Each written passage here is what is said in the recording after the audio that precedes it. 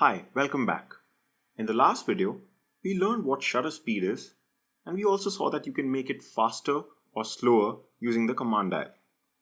Now in this short video, I quickly want to demonstrate to you how a fast and how a slow shutter speed can affect your image in terms of exposure. That means what will be the impact of using different types of shutter speeds on the exposure or brightness of your image. So in order to just quickly do this exercise, what I want you to do is, I want you to place any object in front of your camera, just like I'm using the books here. Then I want you to use a fast shutter speed of 1/4000 of a second. Set your f-stop to 8 and select ISO 100 and then take a shot. So this is the fast shutter speed demo, and what you'll find in this shot is that you'll get a dark image. You can see that it's so dark that we literally cannot see anything. It's almost black. Now what's the reason for this? The reason is, as we learned before, at a very fast shutter speed, the shutter opens and closes so fast that it doesn't allow enough of light to reach the sensor. That's exactly why you are getting a dark image here.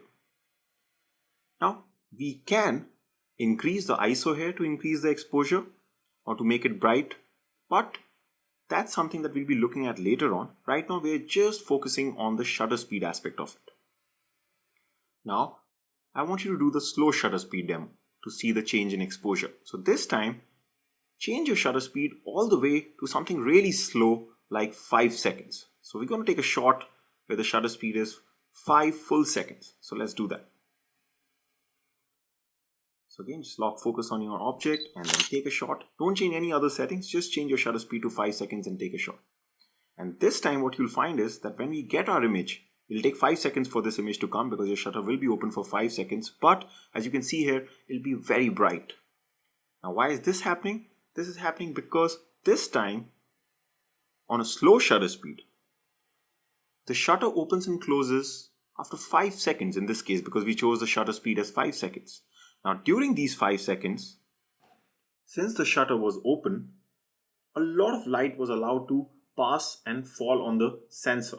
That's the reason why the image came out to be overexposed.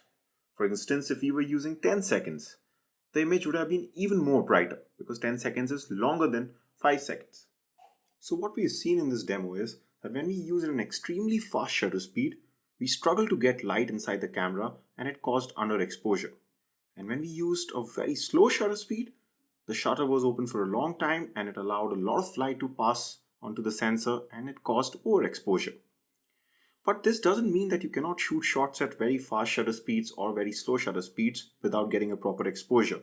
You most definitely can, but that is something you'll be able to understand once we cover all the 3 settings of ISO, shutter speed and aperture. Because what you'll eventually see is that if we are losing light or if we're losing exposure because of one particular setting, like let's say if we're using a fast shutter speed and if we're not able to get enough light onto the sensor, we can use the other settings to compensate for this.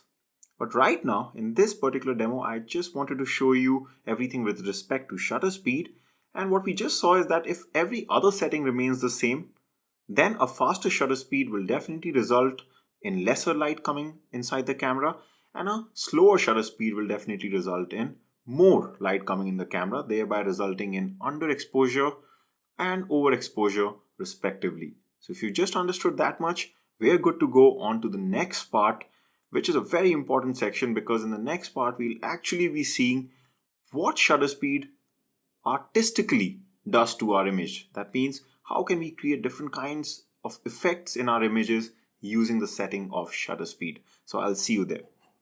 I hope that you like this video. This video is from my DSLR photography for beginners course, which is available via Udemy. And as you can see in front of you on Udemy, it has a rating of 4.8. It has 45 videos and almost 6 hours of video content. And doesn't matter whether you have a DSLR or a mirrorless camera, this course will help you master your camera and photography. So in case you like this video, you want to check out the whole course, do give it a go. The link will be given in the description.